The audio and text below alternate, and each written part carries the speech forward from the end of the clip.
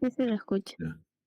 Bien, vamos entonces a compartir.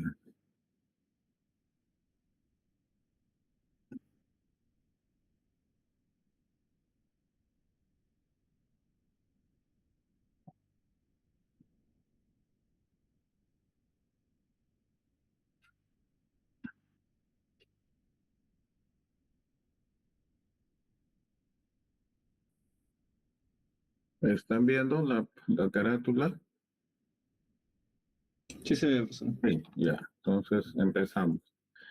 El tema es intoxicación por isoniazida, teofilina, cloroquina, colchicina, rifampicina y estreptomicina, como estos fármacos exponentes de grupos que sirven para tratar enfermedades crónicas dentro de lo que son los programas sanitarios, ¿no?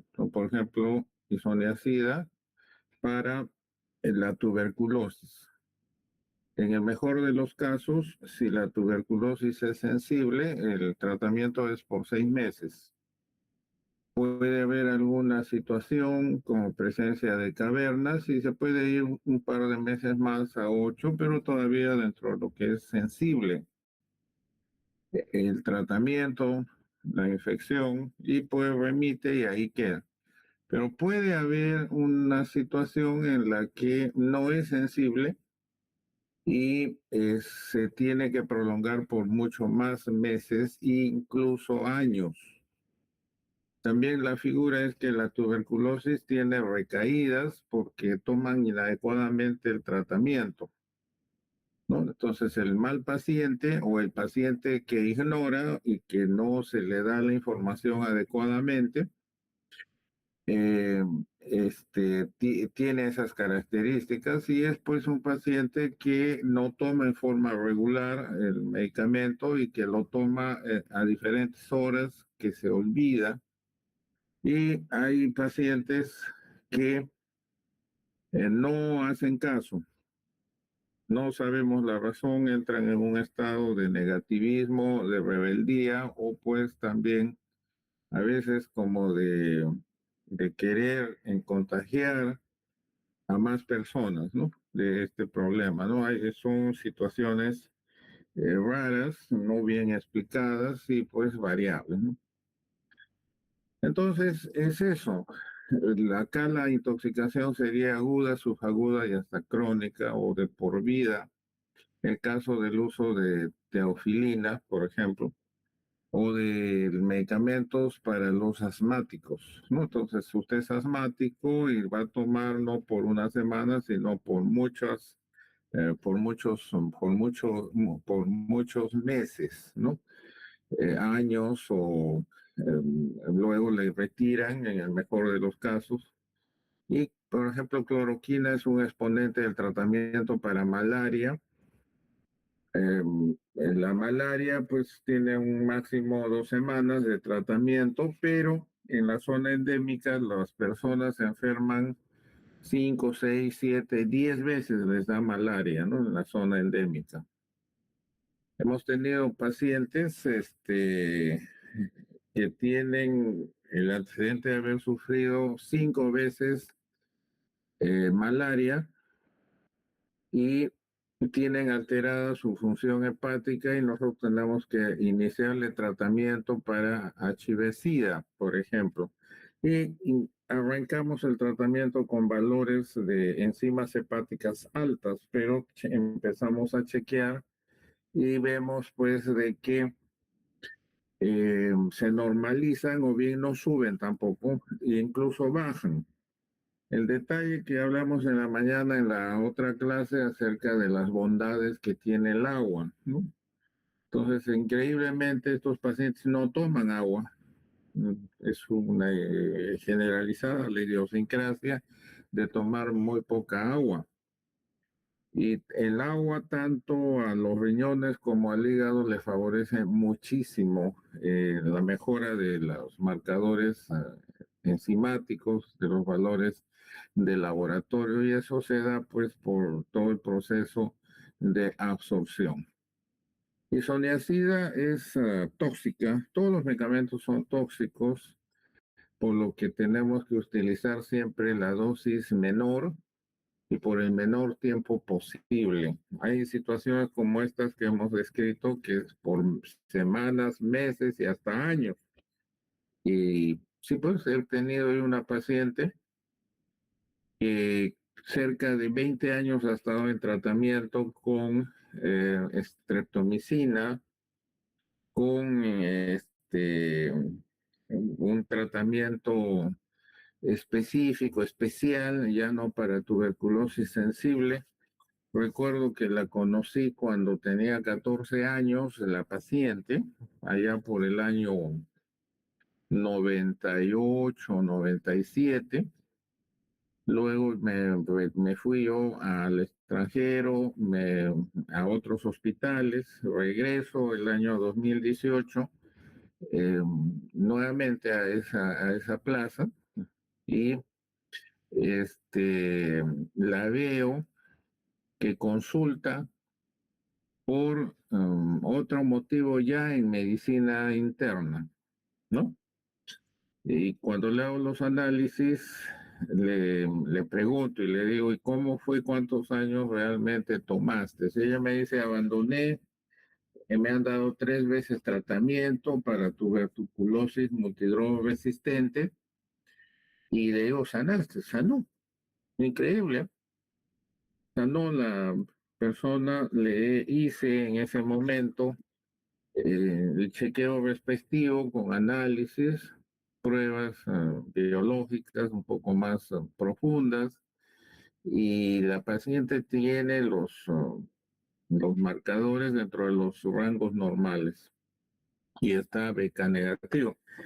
Eh, la, la, la tecnología hace de que de la tecnología con la que le diagnostiqué el año 98 la tuberculosis a la que tenemos ahora, con, con pruebas moleculares y pruebas rápidas que salen en 2 horas, o perdón, que salen en 20 minutos, ¿ya? Y que pues antes la tuberculosis tenía que tú corrías el riesgo de darle un esquema sensible siendo ya resistente. Eso se evita ahora que en 2 horas con el TB-LAN uno discrimina si tiene o no tuberculosis y pues si incluso el TrueNAT, ¿no? El TrueNAT sirve para la prueba para determinar si es sensible o es resistente a rifampicina, por ejemplo.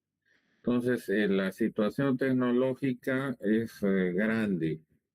Uno que ha diagnosticado de las dos formas se da cuenta de el avance científico, tecnológico y sobre todo, al menos yo valoro mucho el hecho de estar en un país que tiene la posibilidad de hacer estas pruebas. África, por ejemplo, no tiene esa posibilidad.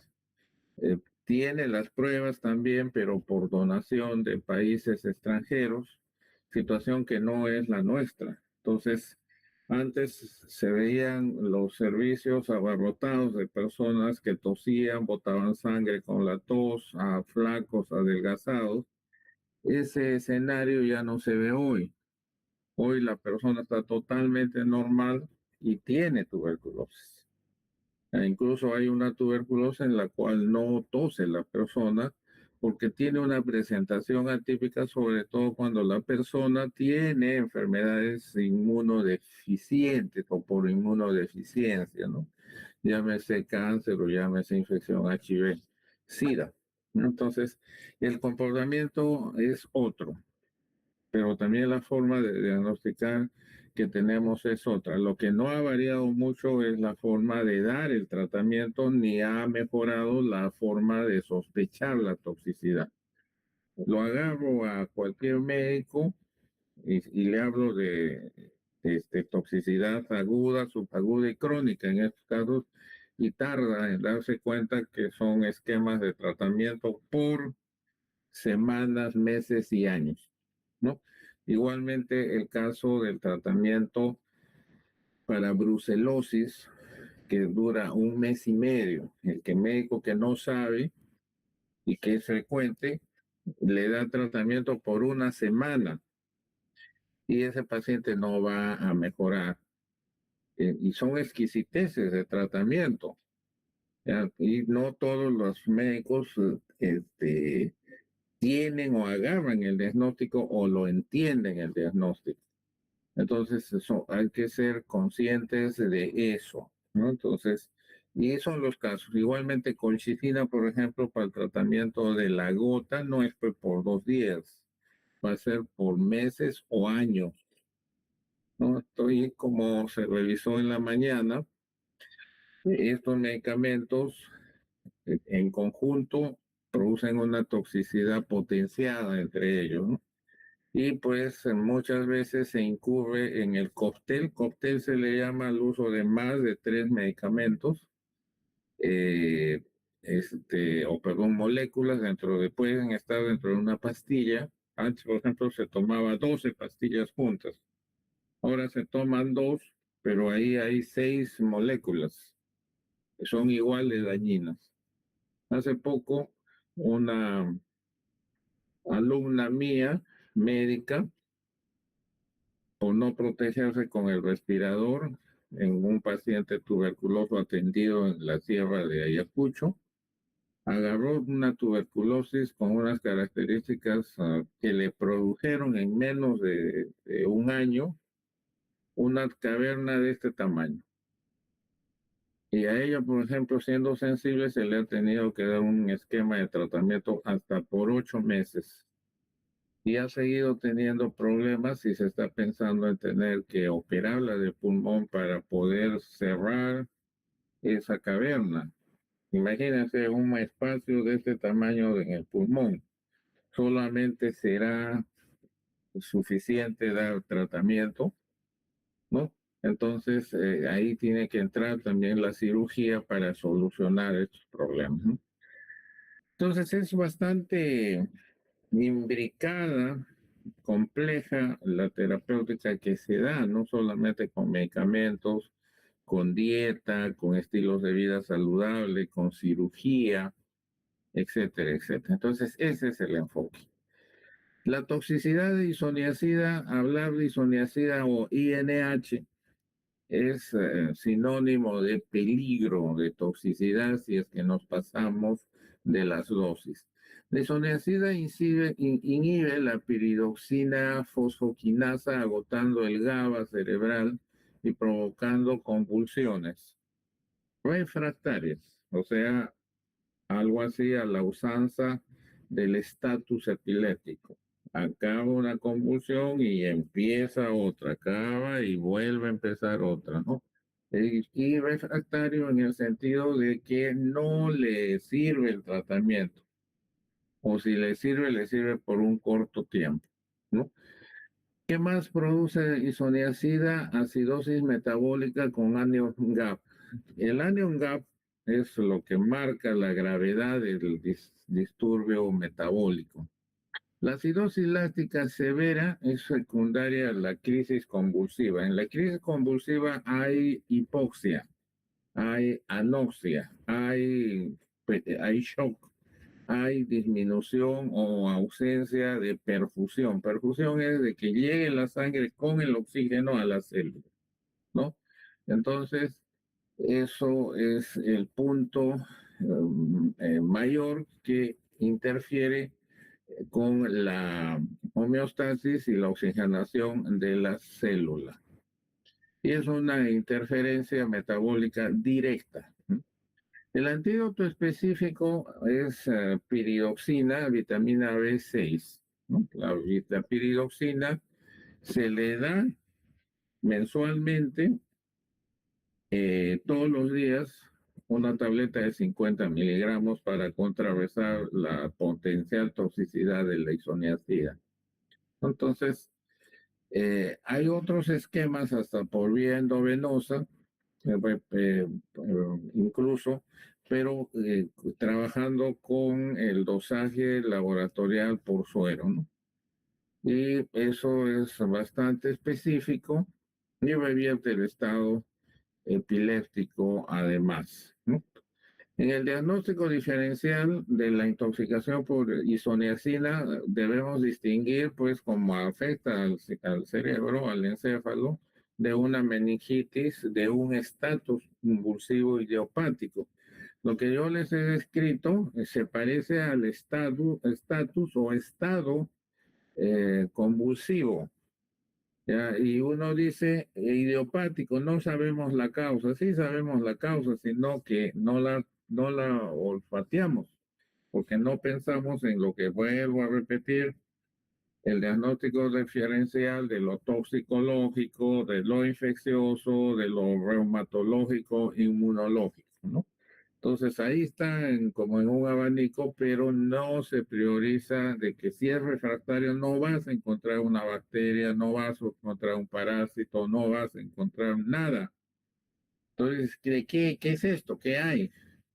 Causa metabólica, que el electrolito esté alto, que el electrolito esté bajo, pero eso es efecto de toxicidad, porque que baje, que suba los electrolitos del agua que se produzca ácido láctico es fruto del exceso de otro medicamento que ha alterado las vías metabólicas, bioquímicas, los cofactores, las enzimas.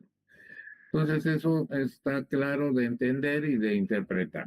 El diagnóstico también es con cetoacidosis por su perfil metabólico y la cetoacidosis se va a dar en enfermedades reumatológicas y también endocrinológicas como la diabetes. Y la alteración del azúcar no necesariamente es diabetes. La alteración del azúcar sobre todo a niveles altos es un marcador de toxicidad, ¿no? Es un marcador de toxicidad. Así debe interpretarse. Quien no lo sabe va a buscar diabetes y no va a encontrar. Si buscara toxinas y tóxicos, sí los va a encontrar. Bien, y el manejo es de soporte y de vigilancia o monitoreo. El diazepam potencia al GABA, pero solo es efectivo si se administra conjuntamente con la piridoxina, ¿no? Eso es importante, ¿no? El toxíndrome por isoniazida en la imagen vemos, pues, la vía metabólica del GABA y el impacto del déficit de piridoxina en las reacciones, en la excitabilidad neuronal manifestada clínicamente por crisis convulsivas tónico-clónicas, o sea, se generan puntos ectópicos a nivel de membrana celular y de equilibrio hidroelectrolítico generadas y no responden al tratamiento convencional sin aporte del antídoto. Como acá se ve, el antídoto es la vitamina B6.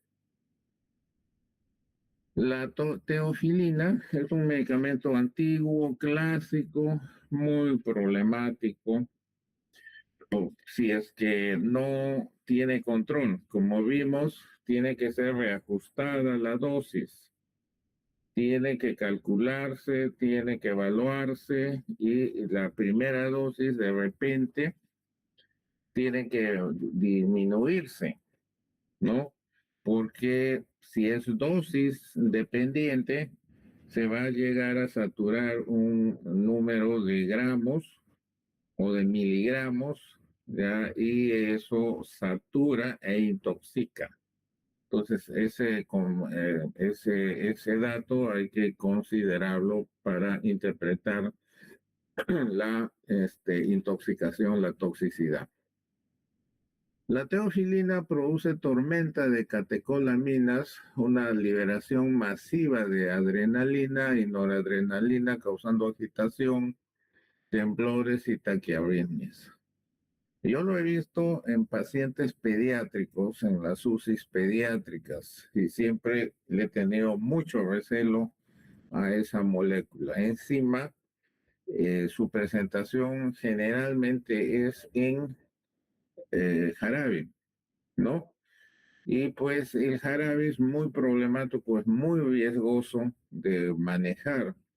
A veces el adulto, incluso del equipo de salud, médico, enfermera, considera que la pediatría es pues un adulto chiquito y se toman estos jarabes pensando de que la cucharita es insuficiente y pone o toma 2 o 3 cucharitas. Eso no se debe hacer porque la toxicidad es inmediatamente la persona se siente mal, siente que se ahoga, siente que se agita, empieza a fascicularle los músculos, siente un adormecimiento, como si le vaya a dar un infarto. Y ahí se desespera y entra en ansiedad. Entonces es muy peligrosa la teofilina y las arritmias supraventriculares y ventriculares es común una taquicardia sinusal severa en los casos graves y que lleva pues a la fibrilación ventricular y atrás, ¿por qué fibrila? Por la hipopotasemia, lo que les dije, alteraciones de la membrana y del agua y los electrolíticos y se generan centros ectópicos. Y ese centro ectópico, como todo es eléctrico, eh, pasan los electrones y pasan los electrolitos, se altera la transmisión de, ¿no? Y produce una disrupción, ¿no? Y pues empieza a producirse sobre todo convulsiones, ¿no? Entonces ese es el punto. Por ese lado, la célula elimina el potasio, baja, y esto genera la estimulación beta 2 adrenérgica desplazando el potasio al intracelular, agravando la inestabilidad cardíaca, ¿no? Entonces, ese estrés, ese trauma en sí, altera de la posición normal de donde se debe encontrar el potasio. Entonces, por agua y por electrolitos alterados, se da estos casos refractarios o sin etiología. El carbón activado en dosis múltiples, o sea, por varios momentos seriados, llamémosles, aumenta el aclaramiento mediante una diálisis peritoneal o intestinal al interrumpir el ciclo enterohepático, que ya hemos hablado, ¿no? Al tener un metabolismo o a ser eliminado por las heces, eso facilita si es que las heces salen al exterior. Pero si hay estreñimiento y tienen este ciclo enterohepático, la situación se agrava porque recircula el metabolito del metabolito del metabolito. Entonces, eso es el riesgo. Los criterios de hemodiálisis están ya marcados si es que hay niveles mayores de 100 miligramos por litro en la intoxicación aguda o si hay convulsiones, arritmias refractarias independientemente del nivel. Y eso se va a usar con nuestra herramienta que siempre tiene que utilizarse, que es un electrocardiograma, un EKG. El toxíndrome de teofilina produce arritmias cardíacas inducidas por la sobreestimulación adrenérgica central, sistema nervioso. Y el toxíndrome se caracteriza por vómitos persistentes a la usanza de hipertensión endocraniana, el vómito sin náuseas, ¿no? Ya, y la taquicardia extrema y una profunda hipopotasemia metabólica.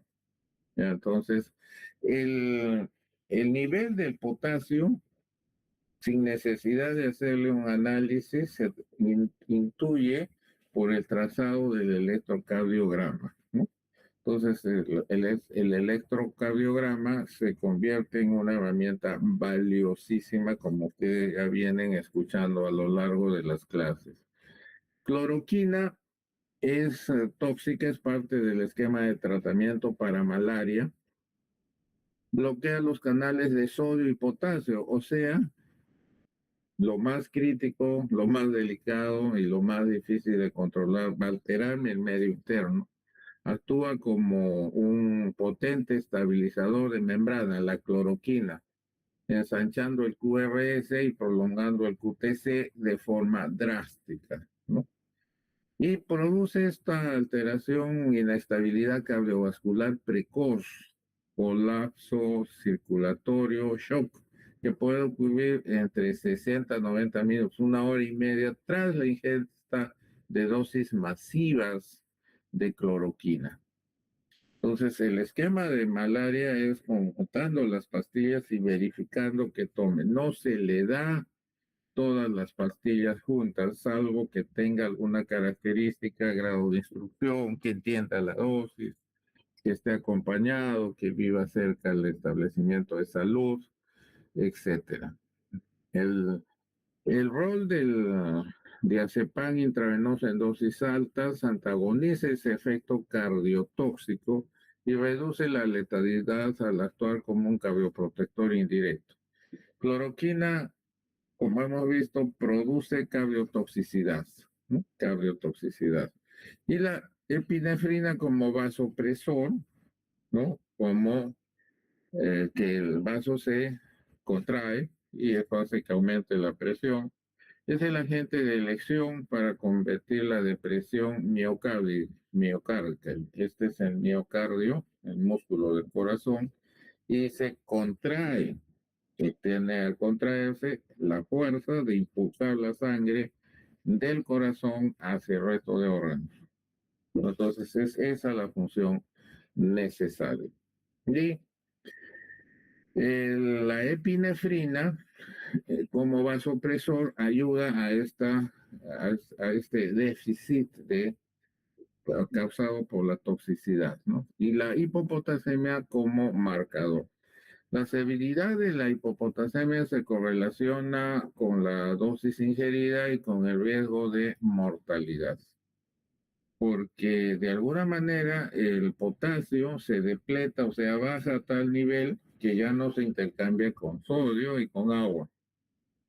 Entonces, las células se secan, algo así, ¿no? Este es también un tipo de deshidratación hipertónica a nivel cerebral. Entonces, es peligroso. Ahora, si esto se detecta, es fácil de tratar con agua y con potasio y con sodio, ya con cloruro de sodio. Es lo que se conoce en las emergencias como, y en las UCIs como retos de agua, retos de potasio y de sodio, ya que se nivela el déficit. Entonces, esa es la explicación. Cloroquina fue ensayada como que servía para COVID, ¿se acuerdan? Y lo que más produjo fue mortalidad masiva de las personas. No sé cómo alguien creyó que con todo este perfil de toxicidad podríamos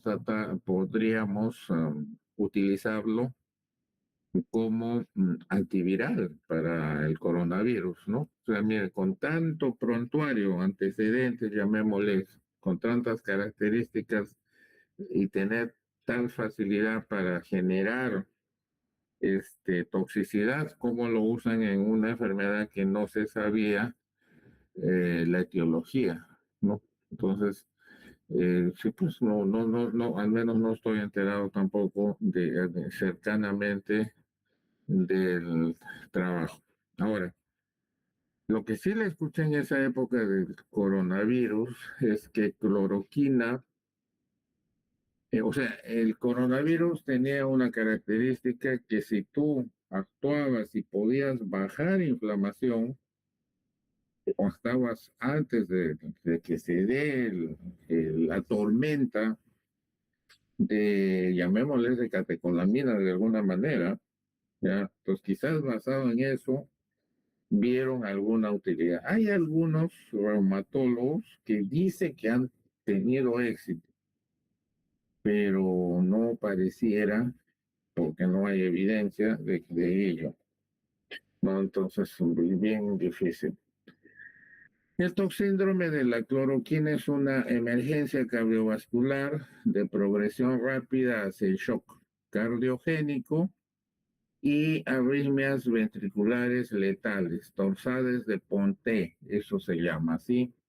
Ya, entonces es una mezcla de daño al corazón y a los ventrículos, y que es fatal. Cuando ya toma el ventrículo, que es la parte más alargada y grande, la cavidad más grande del corazón, la que está hacia abajo, donde está la punta del corazón, es difícil. El bloqueo se da y se altera, se desordenan los dos aurículas y los dos ventrículos.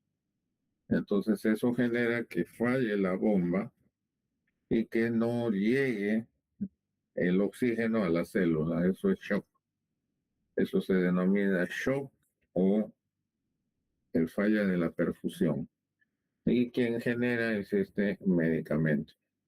Colchicina, ya hemos adelantado, sirve para tratar la gota. Es frecuente, es más frecuente en hombres, ¿no? Produce mucho dolor, mucha inflamación. Y entonces tiene conexión con lo que buscaban, igualmente cloroquina, ya, para bajar la inflamación, pero bueno, como medida extrema, no sé si se justificó o qué sucedió, ¿no?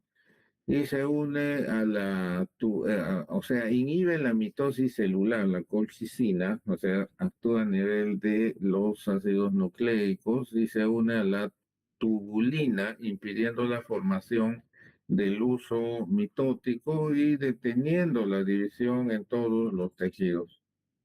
Imagínense, ese es un mecanismo de acción de colchicina.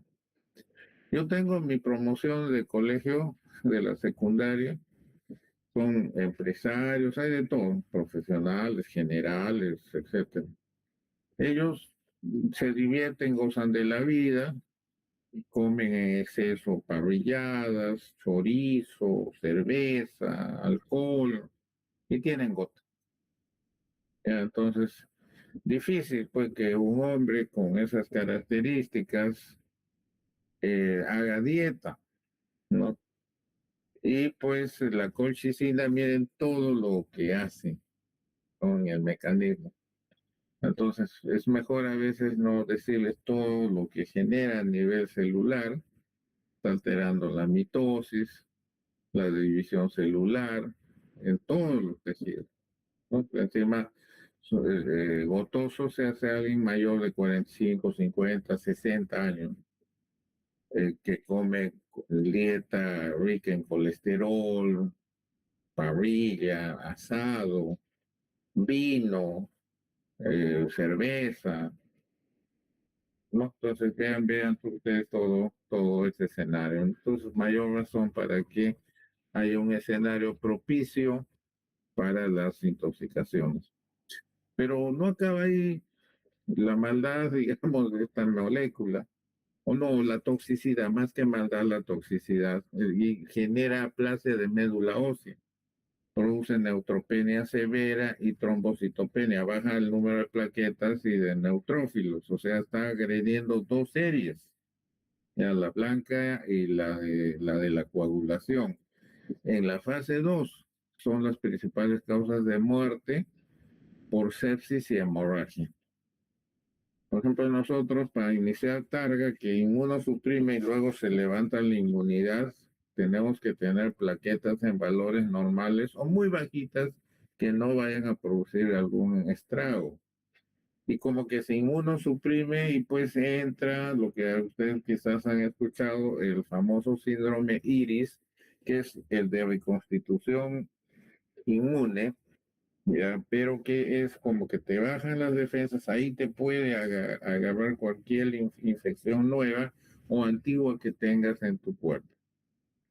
Lo bueno es de que no es mortal, produce un gran susto, ahí hay que tener serenidad y transmitírsela al paciente y decirle, sí, vas a sentirte morir, pero no vas a morir si es que te alimentas, tomas agua, electrolitos, estás en chequeo por la mínima situación, acude a la emergencia o avísanos. Entonces, si ese paciente responde e interpreta, se tranquiliza, va a estar en su casa protegido mayormente o mejor que estando en un hospital o donde hay aglomeración de otras personas que le pueden transmitir enfermedades infecciosas, ¿no?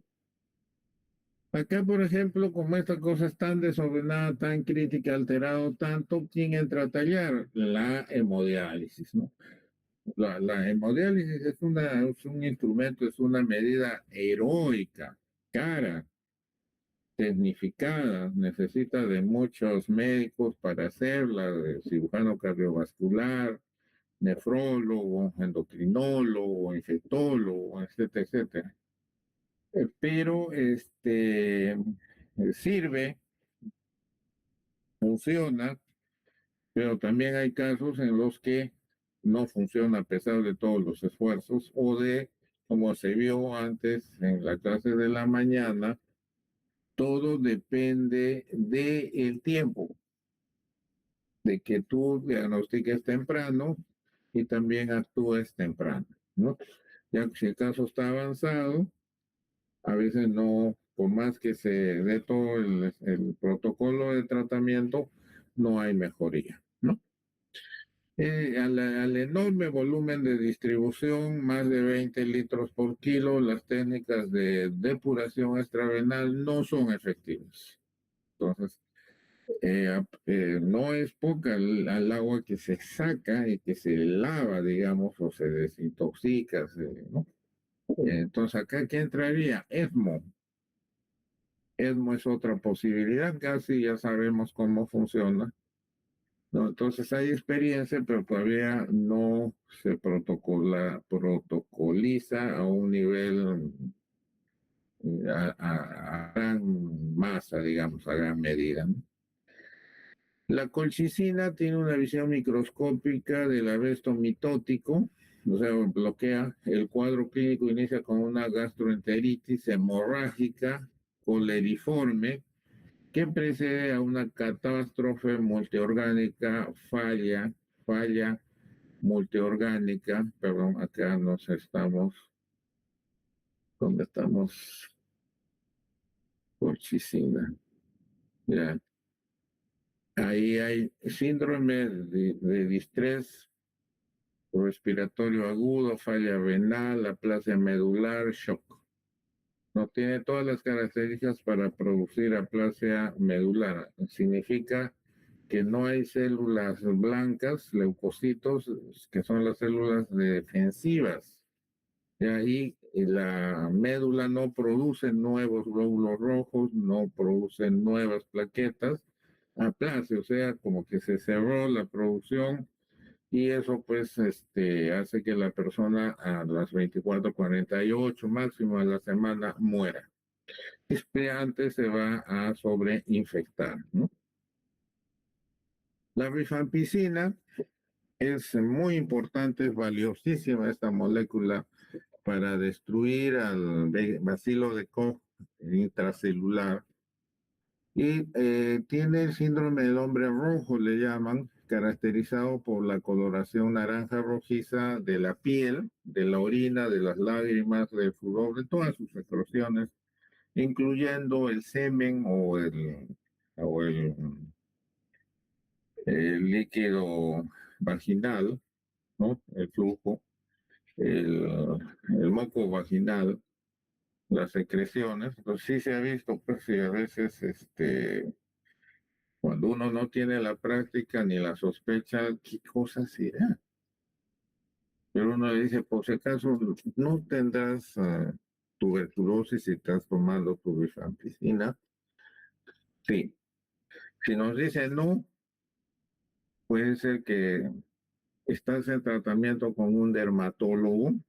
Los dermatólogos usan rifampicina para tratar problemas de piel, acné, que no debe ser, porque la rifampicina, por lo que ya les he hablado también de lo que hace es considerada un antibiótico de reserva. De reserva significa que yo no lo malgasto, yo no lo manoseo.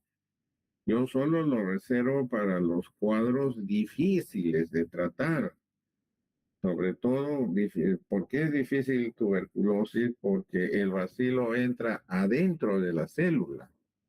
Y todos los mecanismos, los antibióticos de reserva son esos que actúan al interior de la célula. Están viendo que colchicina también entra hasta los ácidos nucleicos, hasta el interior de la célula. Hay otros que actúan por fuera. No quiero decir que no sirvan, no. Cada quien tiene su importancia dentro de lo intracelular o de lo extracelular donde le corresponde actuar. Pero trabajar a nivel intracelular y que exista ahí todo un desequilibrio es problemático.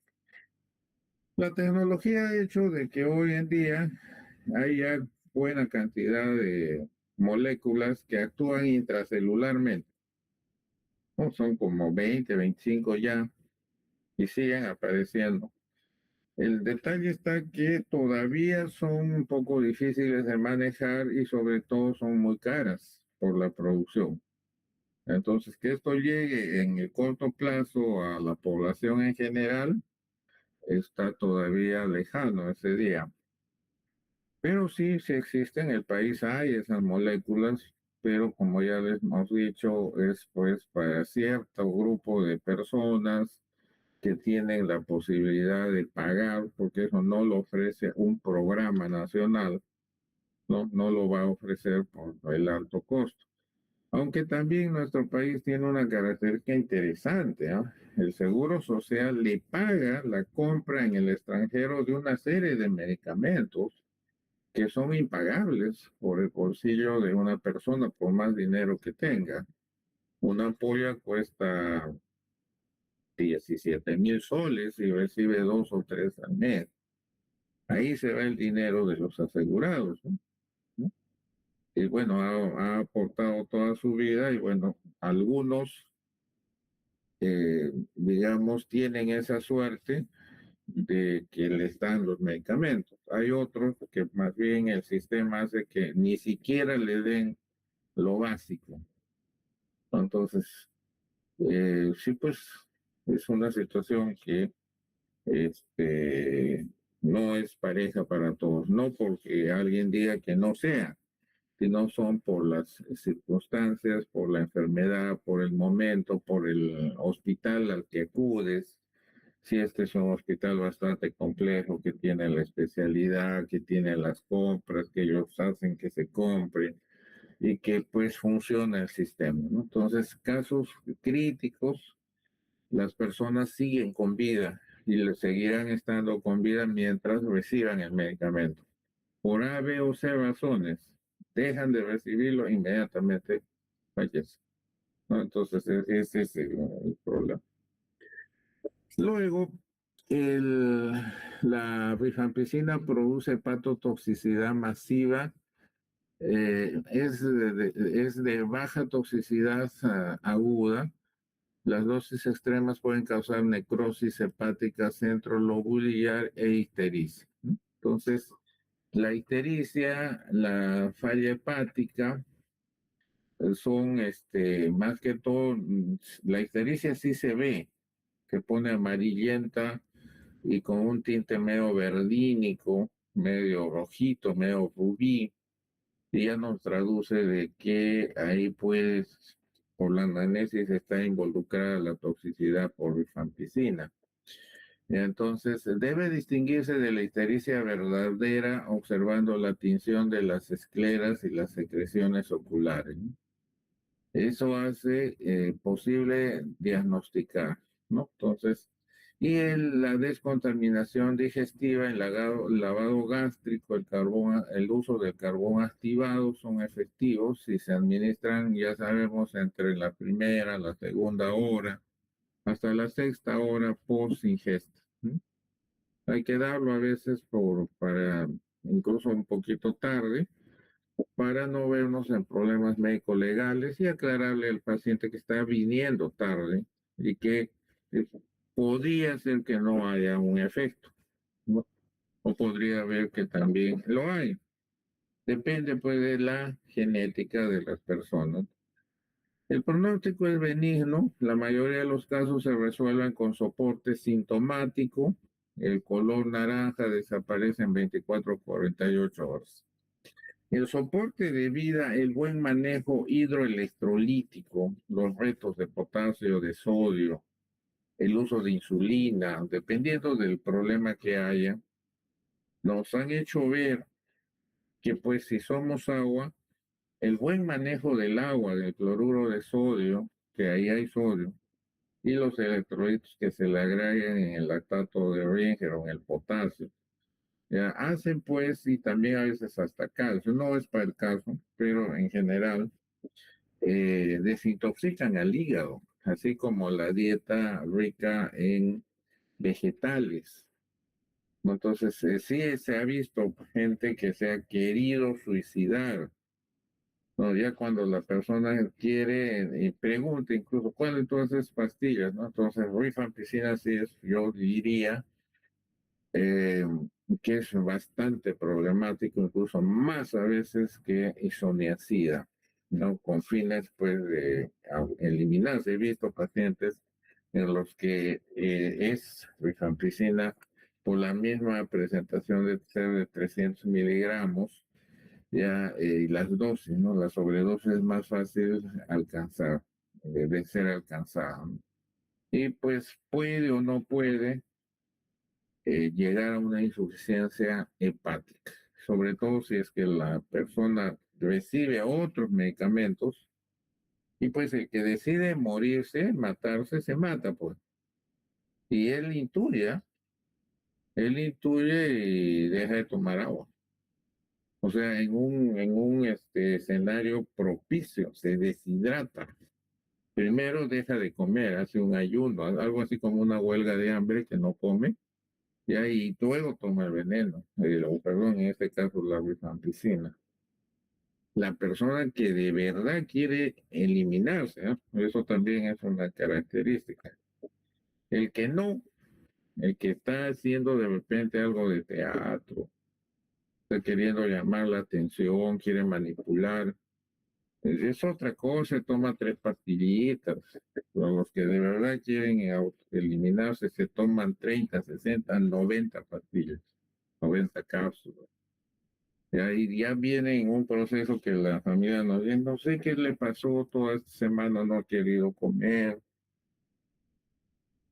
ni agua quería tomar, ni caldito, ni sopita la mamá.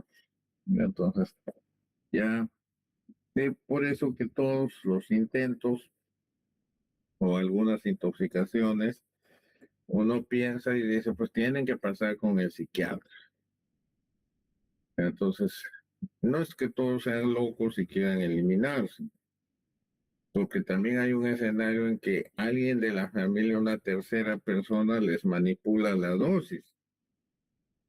La dosis de estos medicamentos ya con fines de querer matarlo a esta persona, ¿no? Que llega intoxicado. O sea, se ven muchas cosas feas, penosas, raras, no explicadas, ¿no? Que ya se constituyen en otros aspectos, pero más o menos es el escenario este, ¿no? Mucha rifampicina a veces toman los pacientes psiquiátricos y también repercute la toxicidad con los medicamentos que hemos revisado en la mañana, ¿no? Las benzodiazepinas se suman. El toxíndrome de rifampicina, hay una coloración anaranjada característica en los fluidos corporales. A diferencia de otros fármacos, el mayor riesgo no es la letalidad aguda, sino la potencial falla hepática en pacientes con patología previa, insuficientes ya, o con alguna situación. Hemos visto que la persona que se intoxica, no en el 100% de los casos, pero también nos debe hacerle pesquisar que si se está intoxicando, de repente le está fallando el riñón, ¿eh? Tiene una enfermedad renal. ¿no? Y si le decimos cuántas veces te has intoxicado en tu vida, y nos dice 6 veces, ¿no? 6 veces. Y comiendo lo mismo, ¿no? ¿Y qué hacías? ¿Dónde fue? Bueno, fue pues en la costa, en las zonas desérticas de Ica, algo así, ¿no? ¿No tomas agua? O sea, con esas preguntas, ¿no? Que dicen, pero ¿cómo es este? ¿Qué tiene que ver eso? Consideran que no, incluso no nos dan el dato exacto, ¿no? Entonces, el riñón, la gente no sabe que está mal de los riñones y sí va a estar mal porque toma poca agua y segundo porque no se protege con un sombrero en toda nuestra costa desértica, en todos los meses de verano no se usa un sombrero. Y esos dos componentes hacen que de alguna manera los riñones faciliten que se enferman los riñones. ¿Ya? Entonces, ese es un enfoque interesante. Se intoxica a menudo, se intoxica de la nada. ¿Eh? Este debe tener los riñones mal funcionando. Y hay que hacer esa búsqueda, ¿no? Porque eh, es así.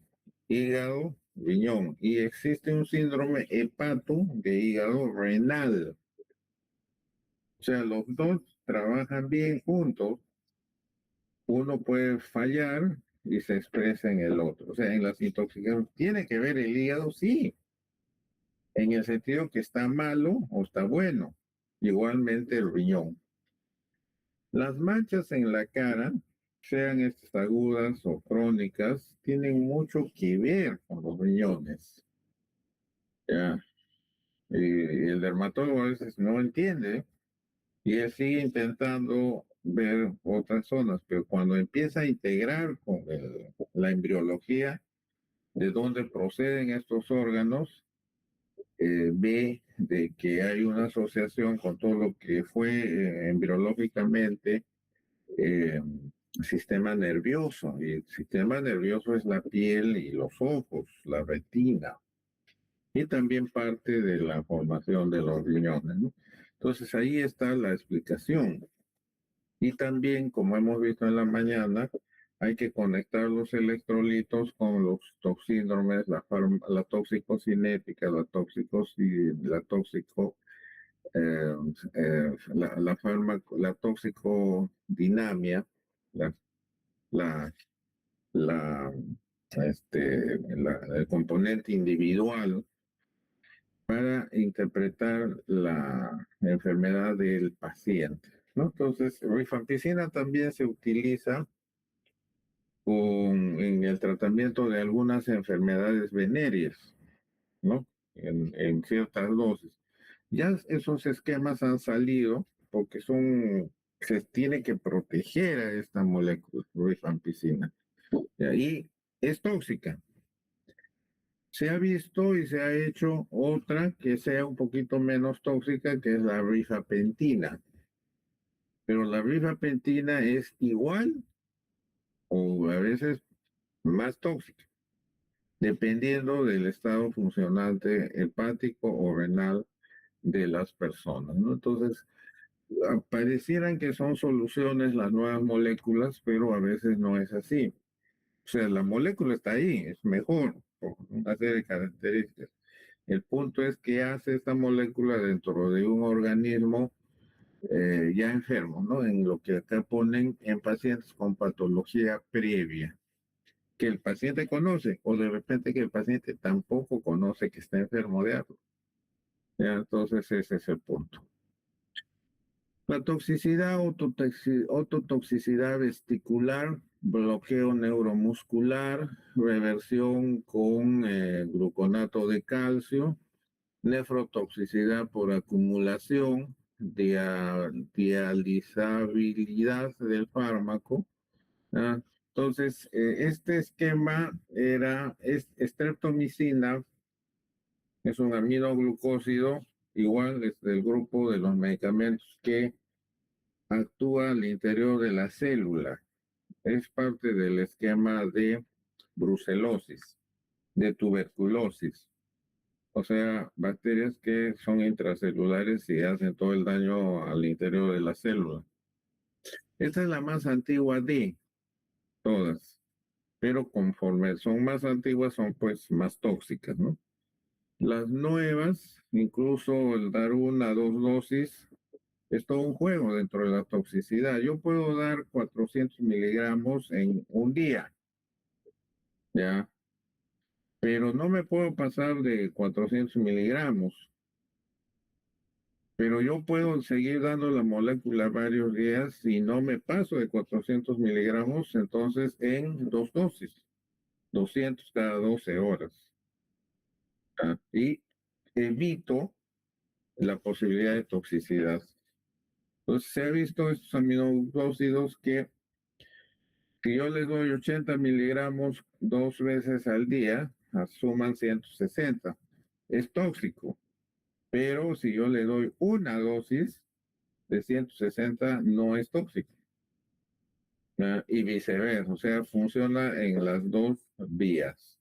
¿Eso de qué depende? De las enzimas, ¿no? Entonces, y pues de las características de los órganos, ¿no? Muy bien, entonces, estreptomicina lo que más malogra son los oídos, ¿ya? Y el bloqueo neuromuscular eh, es raro, pero por lo raro que es, bueno, tampoco no es inteligente abusar. Yo me acuerdo que en cierta zona del mundo utilizan el amino, perdón, sí, pues, el aminoglucósido endovenoso. Ya, y, pues, y uno está acostumbrado a mandar endovenoso. Y pues casi se desmayan los otros médicos de otra zona.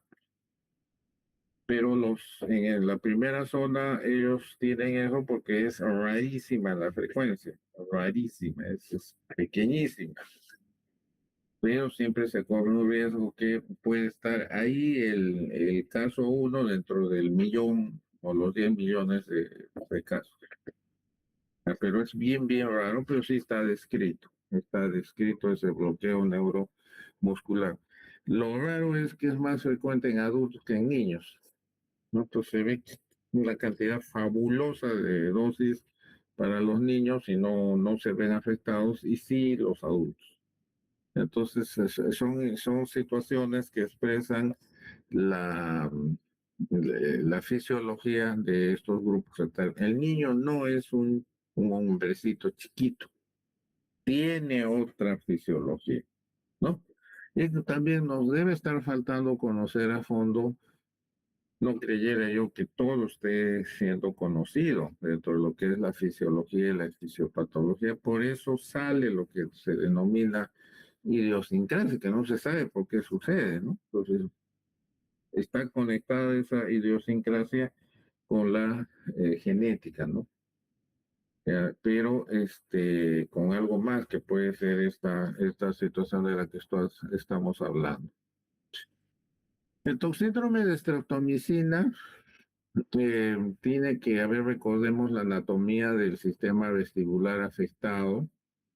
Clínicamente se manifiesta como además ataxia sensorial, vértigo severo y parálisis flácida en casos de administración endovenosa rápida o dosis masivas. La administración endovenosa rápida de lo que fuere produce toxicidad, tiene que ser lenta. Ya es más segura la administración lenta, ¿no? Y en las dosis masivas, los bolos son controvertidos. Bolo significa que, por decir, este volumen, bolo de volumen, te lo paso rápido. Lo que debería pasar de repente en 3 horas, yo te lo paso un bolo en 2. ¿No? Entonces, aparentemente logro como que salto, quemo etapas y logro y tengo el logro, ¿no? Pero en este sentido es malo. Ahora, el agua con los aminoglucósidos. hay una fórmula para que la persona se enferme, ¿no? Es si está deshidratada, yo no puedo darle estos, ni bajarle la fiebre, hemos visto ya en metamizol, ¿no? Entonces, siempre tiene que la persona, para evitar toxicidad, evaluar el estado de hidratación. Acá cae un grupo, casi todos estos medicamentos, tiene uno que hidratar previamente.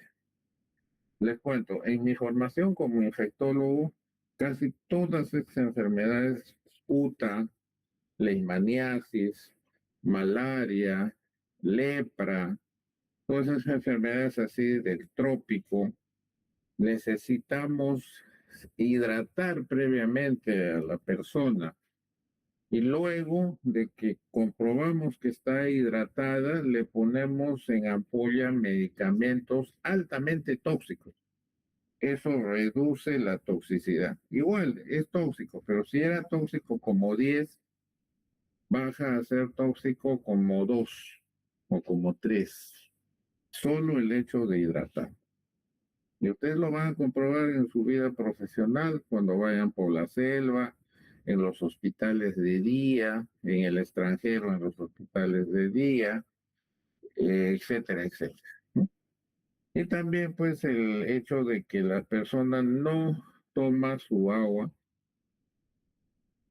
no va de la mano con el clima y con la actividad física, ¿no? Entonces, nadie contempla el clima, ¿no? Estos días, ¿no? Hoy día está frío, ayer ha estado caliente, ha estado más caluroso. ¿Habremos tomado más agua ayer? ¿Somos conscientes de la cantidad que tomamos? Y si es que nos intoxicamos, ya, para administrarnos, alguien examina previamente y dice está deshidratado, hidratémoslos primero.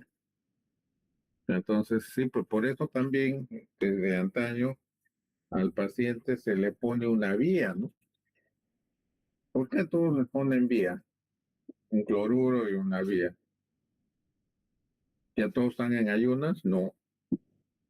De alguna manera el hidratar, ya al poner líquido, evita toxicidad, ¿no? Entonces esos han sido principios de proteger de alguna manera dentro de lo que es la seguridad del paciente, ¿no? Entonces, isoniazida, su antídoto piridoxina, eh, el stock mínimo dentro de lo que sería un banco de antídotos, 5 a 10 gramos, alta prioridad. Teofilina, carbón activado, esmolol, 100 gramos, 2 viales, media. Cloroquina, diazepam, epinefrina, 20 viales, más o menos calcular o tener para un hospital de segundo o tercer nivel, alta la prioridad, ¿no? La estreptomicina, gluconato de calcio, 5 a 10 ampollas, baja. Y la colchicina, anticuerpos FAP, son específicos, son más modernos, bajo pedido regional. Bueno, se queda este cuadro de alguna manera, porque porque a partir de la pandemia han aparecido inmunobiológicos nuevos para tratar cáncer, para tratar enfermedades reumáticas, incluso hasta algunas enfermedades infecciosas. Por ser moléculas nuevas, recién están siendo por la farmacovigilancia detectados ciertos cuadros y se está etiquetando la toxicidad real. Como que va a cambiar de alguna manera toda esta estructura, no, no en el 100%, pero sí en algún porcentaje mayor o menor, cercano al 5%, en el enfoque, ¿no? ¿Y cuál es ese enfoque que sí, que vale para esas moléculas, el que venimos dando desde el inicio del curso? Muy bien. Y la vigilancia y red de soporte, esta información como que ya la hemos estudiado y España, por ejemplo, Estados Unidos, son dos países que tienen muy desarrollado este sistema de información. Los programas de vigilancia, de toxicovigilancia, igualmente en estos países es el esquema americano epidemiológico, igualmente el español, ¿no? Tienen, dentro de Europa, España tiene mucho desarrollo en esto, porque viene como una tradición, creo, desde la época de la colonia, ¿no? Entonces, igualmente la red de antídotos son plataformas que permiten localizar el stock. Así como hay este cuadrito, ya que hay una red entre los hospitales, los institutos, y se comparten. Entonces ellos ya saben que, por decir, estamos ya casi a medio año, ¿no? Junio, estamos en mayo, justo en medio, y tengo yo 10 ampollas. Entonces yo sé que en medio año, me gasto 5, pero yo tengo este año 10 intactas. Entonces yo estoy en la posibilidad de dar 5. O ya, no doy 5, doy 3. Para esa urgencia de alguien que no tiene esa ampolla. Ya, pero ¿y qué genera eso? Y si te llegan luego no, pues es que para eso sirve la la toxicovigilancia. Hasta para qué cantidad de ampollas pides y rotas. ¿Ya? Todo eso es las bondades que genera la toxicovigilancia. Entonces es infalible en ese sentido, o muy cercano a o sea, tú no vas a dar de baja tus 10 ampollas. Entonces, para que no suceda eso, existe esta red de antídotos que la comparten. Y se rotan, ¿no? Se conoce fundamentalmente como la rotación de los productos con la finalidad de que sean utilizados antes de que se venzan. Entonces, los antídotos raros, sobre todo, son los medicamentos raros y caros.